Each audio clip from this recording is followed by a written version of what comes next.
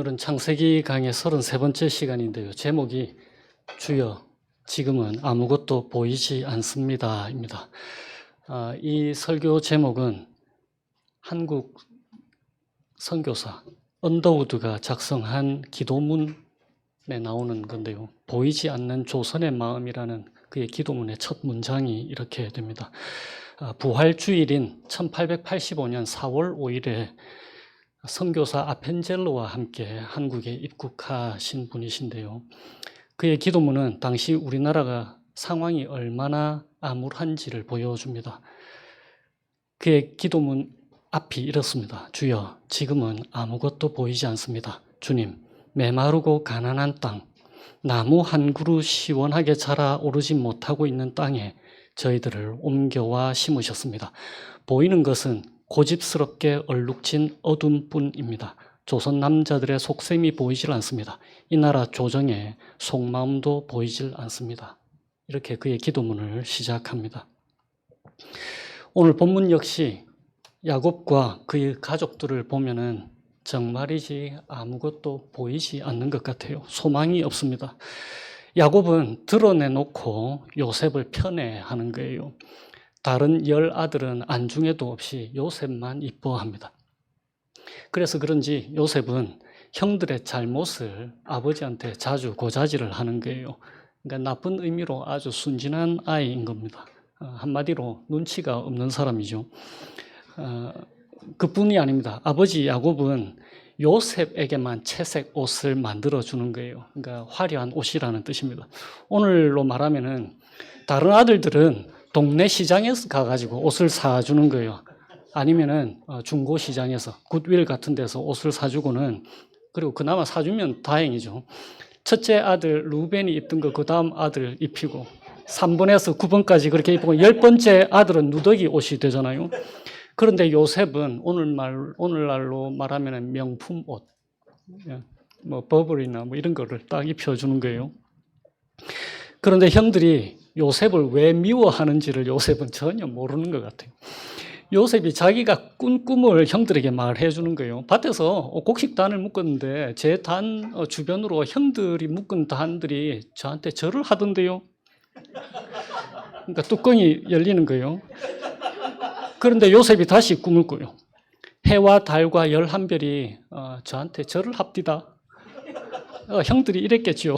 저거는 머리에 뇌 대신 우동사리를 넣었나. 요즘 말로 하면 사실은 이거보다 더 심한 말을 했을 거예요. 그래서 이번에는 그의 아버지 야곱마저도 요셉을 나무라는 거예요. 요셉이 형들이 세겜에서 야곱의 양떼를 칠 때 야곱이 요셉에게 가서 형들과 양떼가 잘 있는지 한번 보고 와라. 요셉이 형들에게 가까이 가기 전에 형들이 멀리서 요셉이 오는 것을 보고는 요셉을 두고 서로 모의를 하는 거예요. 기회다. 눈에 가시 같은 저 요셉을 없애버리자. 그래서 요셉을 잡아다가 옷을 벗기고 구덩이에 던져버리는 거예요. 그러고는 자신들의 동생을 이스마엘 사람들에게 팔아버리는 것입니다. 은 20을 받고, 은 20은 그 당시에 통용되던 노예의 몸값인 거예요. 아이고 맙소사, 그죠? 동생을 인신매매하다니요. 그리고는 숫염소 한 마리를 죽이고는 요셉의 옷에다가 그 피를 묻히고 그것을 자기 아버지 야곱에게 보여주면서 보세요, 당신 아들의 옷인지 아마도 악한 짐승, 그러니까 들짐승이 요셉을 죽였나 봅니다. 그러니까 사랑하는 아들이 죽었다는 소식을 접한 야곱의 심정이 어떻겠습니까? 오늘 본문에 나오는 대로 나도 요셉을 따라 죽어버리란다. 너무 슬퍼서 그 가족들 아무도 위로를 해줄 수가 없는 거예요. 이게 도대체 무슨 가족의 모습입니까? 아버지라는 사람은 많은 자녀들 중에 딱 한 명만 유독 편애하고, 그러니까 그냥 몰래 편애하는 게 아니에요. 드러내놓고 편애를 하는 거예요. 형제들은 그 한 명을 죽도록 미워하고, 그리고 노예로 팔아버리고, 그 다음에 거짓말하고, 이 가족을 어찌할꼬. 그야말로 주님, 지금은 아무것도 보이지 않습니다 라는 말이 저절로 나오게 되는 본문이 오늘 말씀이에요. 우리의 삶도 때때로 그럴 때가 있습니다. 가슴 깊은 곳에서 한탄이 터져 나올 때 말이에요. 주여, 지금은 아무것도 보이지 않습니다. 라고 말입니다. 모든 것을 내려놓고 싶을 때가 때때로 찾아오잖아요. 지난 3월에 인천 미추홀구에서 전세 사기가 크게 보도되었었습니다. 피해자가 미추홀구에서만 2,500가구, 전국에서 거의 3,000가구인데 80%가 미추홀구에 피해자가 집중되어 있었다고 하는데요. 그 피해자들 중에 400명 정도를 대상으로 질문을 했는데 65%의 사람들이 자살을 생각하고 있다고 하는 거예요. 실제로 요 몇 달 전 5월 말까지 4명이 목숨을 끊었습니다. 야곱처럼 하나님의 언약 백성으로 사는 우리들에게도 아무런 소망이 보이지 않을 때가 있는 거예요. 이런 심각한 수준의 절망이 아니더라도 미래가 암울하게 느껴질 때가 가끔씩 찾아오잖아요. 충분하게 준비되어 있지 않은 노후를 생각할 때, 혹은 좋지 않은 건강, 그리고 가족들 안에 갈등이 있을 때 말입니다. 왜 하나님은 모세를 통해서 오늘 본문의 말씀을 이스라엘 백성들에게, 또 나아가서 우리들에게 들려주시는 걸까요? 오늘 본문을 가족 간에 말조심하라, 고자질 하지 말고, 그 다음에 부모가 자녀들을 편애하면 안 된다 등등의 교훈을 찾아내는 말씀으로 뭐 그렇게 사용해도 되겠지만 거기에 초점이 있는 것이 전혀 아닙니다. 오늘 본문의 시작을 한번 보세요. 2절에 야곱의 족보는 이러하니라. 야곱의 족보는 이러하니라 라고 하면서 야곱이 누구를 낳고 이렇게 진행이 되는 게 아니고 요셉의 이야기를 들려주잖아요. 이게 무슨 의미입니까? 창세기 시작하면서 창세기 전체 구조를 말씀드렸었습니다. 창세기 1장에 서문이 있고 2장부터 총 10개의 대단원이 있습니다. 그 모든 시작이 어떻게 시작하냐면은 이것은 누구의 족보니라, 혹은 이것은 뭐뭐의 내력이다, 혹은 기사다, 이렇게 되는 거예요. 그 10개의 대단원으로 구성이 되어 있는데 오늘 이 야곱의 족보이니라, 혹은 야곱의 기사가 이러하다라고 하는 것은 창세기 전체 10개의 대단원 중에서 마지막 10번째 대단원입니다. 그러니까 이 이야기는 총 14장, 오늘 37장에서부터 50장까지 이어지는 그 이야기의 시작점인 거예요. 그리고 다시 말하면은 이 마지막 14장은 하나의 이야기다라는 것입니다. 그러니까 초점이 가족끼리 화목하려면 어떤 에티켓을 지켜야 하나에 있지 않는 거예요. 오히려 14장에 걸친 이 마지막 대단원이 어떻게 마무리되는가에 오늘 본문에 초점이 있는 것입니다. 창세기 50장 맨 마지막에 가면은 요셉이 그의 형제들에게 이렇게 말합니다. 하나님이 당신들을 돌보시고 당신들을 이 땅에서 인도하여 내사 아브라함과 이삭과 야곱에게 맹세하신 땅에 이르게 하시리라. 그리고는 이어서 하나님이 반드시 당신들을 돌보실 거예요 라고 하는 거예요. 다시 말하면 주여, 지금은 아무것도 보이지 않습니다 라고 탄식하는 야곱과 그 가족들을 어떻게 하나님께서 돌보시고 인도하시고 동행하시면서 하나님의 자녀에게 하신 약속을 반드시 지키시는지를 보여주시는 거예요. 그러니까 오늘 본문은 어떻게 요셉을 통해서 야곱의 가족들이 애굽으로 내려가게 되었고, 어떻게 하나님의 약속대로 야곱의 이름을 딴 이스라엘이라고 하는 큰 민족을 이루게 되었고, 또 어떻게 애굽의 압제로부터 하나님께서 그들을 구출하셨는지, 그리고 약속의 하나님께서 어떻게 약속의 땅으로 그들을 다시 이끌고 들어가시는지 하나님의 구속 역사를 보여주시려는 더 큰 이야기의 시작을 우리에게 들려주시는 거예요. 21세기를 살아가는 우리에게도 하나님께서 동일하게 말씀하시는 것입니다.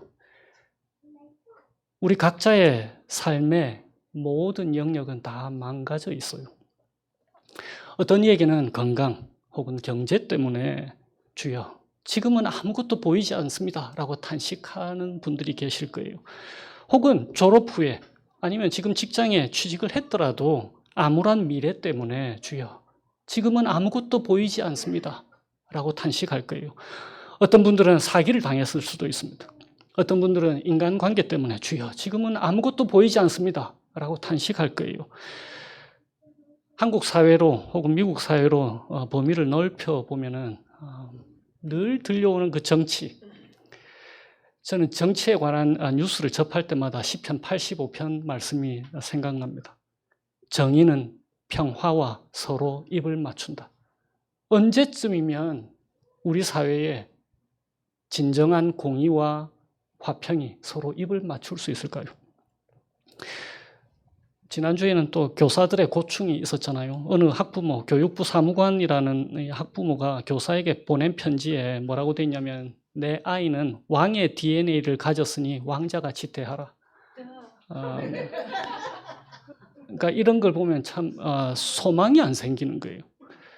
야곱의 가족들처럼 가족 사이에 따뜻함이 없고 적대감과 다툼만 있는 가정들도 있을 것입니다. 이 모든 상황을 보면은 탄식이 나오잖아요. 주여, 지금은 아무것도 보이지 않습니다. 라고 말입니다. 그런데 이런 상황에서 하나님께서 본문을 통해서 우리에게 말씀하고 계시는 거예요. 그때조차도 하나님께서 우리의 구원과 회복을 위해서 일하고 계신다라고 말이에요.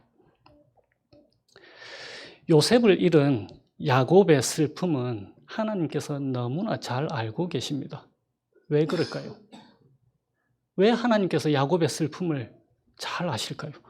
우리 하나님도 하나밖에 없는 독생자 예수님을 잃어본 적이 있으시잖아요. 그런데 무슨 연유로 하나님께서 독생자를 잃게 되었더랬습니까? 우리는 오늘 본문의 이야기에서 요셉의 옷을 벗기고 우물에 던지고 은 20의 노예처럼 팔아버린 형들을 욕할지도 모릅니다. 그러나 사실 우리가 예수님을 그렇게 했어요. 우리는 사실 더 나쁜 사람들입니다. 요셉은 그 아버지 야곱과 함께 요셉의 형들로부터 미움받을 짓을 많이 했잖아요. 그런데 우리 주 예수 그리스도께서는 우리에게 어떤 미움받을 짓을 하셨습니까? 단 한 번도 없잖아요. 오히려 자기 자신을 우리를 위해서 내어주신 일, 우리를 참으로 사랑하신 것밖에 없는 거예요. 그런데 우리는 틈만 나면은 하나님께 불평하잖아요. 우리의 죄된 본성은 자주 우리 삶을 참견하시는 것 같은 예수님을 밀어내려고 하는 거예요. 조금 덜 사랑해달라고. Love me less. 제발 좀 내 맘대로 살 테니 내버려 달라고. 그렇게 우리가 간청을 하잖아요. 2000년 전에 우리가 태어났으면 우리는 분명히 예수님을 십자가에 못 박는데 동조했을 사람들입니다. 그리고 이런 우리 때문에 예수님께서 십자가에서 죽으셨고 하나님께서는 독생자를 잃으셨습니다. 그래서 아들을 잃은 슬픔을 너무나 잘 아시는 하나님께서 야곱을 모른 척 하시지 않으시는 거예요. 하나님은 우리의 아픔을 절대로 모른 척 하지 않으십니다. 오늘 36절 마지막 절을 한번 보세요. 36절에 개역 개정이나 새 번역에는 접속사를 번역하지를 않았습니다. 현대인의 성경이나 공동 번역 성경에는 있는데 영어 성경에도 마찬가지. 영어 성경의 NIV나 ESV에는 이 부분을 아주 잘 번역해 놨어요. 뭐라고 되어 있냐면은 한편. 영어로는 meanwhile. 이야기가 계속 이어지다가 갑자기 이 마지막 절에서 딱 끊어지는 거예요. 내용이 바뀌는 것을 독자들에게 알려주는 거예요. 바로 이 한 단어에 아주 많은 것이 담겨 있습니다. 인간들이 저지른 많은 일들, 주여 지금은 아무것도 보이지 않습니다 라고 외치는 상황들 속에서 그 모든 망가진 것들을 수습하시고 회복하시려고 하는, 그리고 하나님께서 일하고 계심을 분명하게 보여주는 단어인 거예요. 그러니까 오늘 본문의 마지막 절 한편이라고 하는 단어는 우리에게 소망을 주는 단어입니다. 하나님께서 우리를 위해 일하고 계심을 드러내는 단어인 거예요. 요셉이 형들의 미움으로 노예로 팔렸어요. 그런데 그것이 끝이 아니다라는 것을 가르쳐 주는 겁니다. 왜 끝이 아닌가요? 하나님이 돌보시고 계시니까. 하나님이 돌보고 계시니까. 하나님의 원대한 구원 사역을 이루는데 야곱과 그의 가족들은 절대로 적합해 보이지 않잖아요. 콩가루 집안이잖아요. 그러나 그 가운데에서 하나님께서 그분의 인류를 위한 구원 사역을 이루신단 말이에요. 이런 야곱의 가족으로부터 인류를 구원할 예수 그리스도가 탄생하셨습니다. 우리가 창세기를 나누고 있는데 천지창조 때도 1장 1절에서 2절까지 뭐라고 되어 있습니까? 태초에 하나님이 천지를 창조하시는데 그때의 모습, 땅이 혼돈하고 공허하고 또 흑암이 깊음 위에 있다라고 선언하잖아요. 무질서에서 질서로, 무에서 유로 바꾸시잖아요. 주여 지금은 아무것도 보이지 않습니다라고 우왕좌왕하는 우리 역시 하나님의 자녀로 보기에는 적합하지 않은 사람들이잖아요. 그런데 그런 우리들 가운데에서 하나님께서 그리스도 예수 안에서 성령을 통해서 회복과 새로운 창조를 하신다라는 소망의 말씀을 우리에게 들려주시는 거예요. 바로 여기에 우리의 소망이 있는 것입니다. 2주 전에 루츠 수련회가 있었잖아요. 우리 여기 미드웨스트 지역, 중서부 지역 한인교회들, 개혁주의 한인교회들 연합 수련회가 청소년 수련회가 있었는데 우리 교회에서는 수민이랑 다인이가 자원봉사자로 참가했는데 수민이가 안전요원으로 자원봉사자로 참가했어요. 아시다시피 수민이는 가톨릭 배경이에요. 그래서 수민이가 하나님을 더 잘 알고 싶어 합니다. 우리가 믿는 예수 그리스도를 정말로 믿고 싶어 해요. 그런데 우리에겐 염려가 하나가 있습니다. 안전요원이 제일 힘들다고 하는 거예요. 왜냐하면 남들보다 제일 먼저 일어나야 되고 남들보다 제일 늦게 자야 하는 거예요. 애들 그 관리를 해줘야 되니까. 그래서 너무 피곤해서 설교나 강의를 듣지 못하면 어떻게 하나? 카운슬에서 수민이를 위해서 수련회 기간 동안에 계속해서 기도를 같이 했었습니다. 그런데 하나님께서 생각지도 못하게 일하고 계시는 것을 보여주시는 거예요. 수민이가 그곳에서 한 학생을 만났는데 영어를 잘 알아듣지 못하는 거예요. 그래서 이 착한 수민이가 그 학생 옆에서 영어 설교로 번역해주고 요약해주고 했다는 거예요. 수민이가 더 하나님 말씀에 집중할 수 있도록 말이에요. 하나님께서 일하고 계시는 거예요. 우리가 생각지도 못하는 방법으로 말입니다. 주여 지금은 아무것도 보이지 않습니다 라고 시작했던 언더우드 선교사의 기도 역시 그렇게 끝이 납니다. 조선의 마음이 보이질 않습니다. 그리고 저희가 해야 할 일이 보이지 않습니다. 그런데 이렇게 적어놨어요. 그러나 주님 순종하겠습니다. 겸손하게 순종할 때 주께서 일을 시작하시고 그 하시는 일을 우리들의 영적인 눈이 볼 수 있는 날이 있을 줄 믿나이다. 지금은 우리가 황무지 위에 맨손으로 서 있는 것 같사오나 눈물로 기뻐할 날이 있음을 믿나이다. 주여 오직 제 믿음을 붙잡아 주소서. 우리의 참된 소망 되시는 주님이 살아 계십니다. 어떠한 상황에서도 우리를 돌보시는 이 하나님과 믿음으로 한 주를 동행하시고 하나님 한 분으로 충분하다는 이 함성이 우리들 삶의 구석구석에서 터져나오기를 주님의 이름으로 축원드립니다. 기도하시겠습니다. 오늘은 제가 언더우드 선교사의 기도를 바탕으로 기도하겠습니다. 주여, 지금은 아무것도 보이지 않습니다. 주님, 메마르고 영적으로 가난한 이곳 세인트루이스와 휴스턴, 생명나무 한 그루 시원하게 자라오르지 못하고 있는 이 땅에 저희들을 옮겨와 심으셨습니다. 그 넓고 넓은 태평양을 어떻게 건너왔는지 그 사실 자체가 기적입니다. 지금은 아무것도 보이지 않습니다. 보이는 것은 그저 고집스럽게 얼룩진 어둠뿐, 어둠과 영적 가난과 인습에 묶여있는 사람들 뿐입니다. 그들은 왜 묶여있는지도 고통이라는 것도 모르고 있습니다. 고통을 고통인 줄 모르는 자에게 고통을 벗겨주겠다고 하면 의심부터 하고 화를 냅니다. 이곳 사람들의 속셈이 보이지 않습니다. 이 나라 정치인들의 내심도 보이질 않습니다. 한국과 미국의 마음이 전혀 보이지 않습니다. 그리고 저희가 해야 할 일이 전혀 보이지 않습니다. 그러나 주님, 순종하겠습니다. 겸손하게 순종할 때 주께서 일을 시작하시고 그 하시는 일을 우리들의 영적인 눈으로 볼 수 있는 날이 있을 줄 믿나이다. 믿음은 바라는 것들의 실상이요 보지 못하는 것들의 증거니라고 하신 말씀을 따라 한국과 미국의 믿음의 앞날을 볼 수 있게 될 것을 분명 믿습니다. 지금은 우리가 황무지 위에 맨손으로 서 있는 것 같사오나 지금은 우리가 세상 불의와 자연 재해에도 무관심한 신은 너희나 잘 믿어라 라고 손가락질 받고 있사오나 저들이 우리 영혼과 하나인 것을 깨닫고 하늘나라의 한 백성 한 자녀임을 알고 눈물로 기뻐할 날이 있을 줄을 믿나이다. 지금은 예배드릴 예배당도 없고 그저 이곳 사람들로부터 경계의 의심과 멸시와 천대함이 가득한 곳이지만 이곳이 머지않아 은총의 땅이 되리라는 것을 믿습니다. 주여 오직 저희들의 믿음을 붙잡아 주소서. 예수님의 이름으로 기도합니다. 아멘.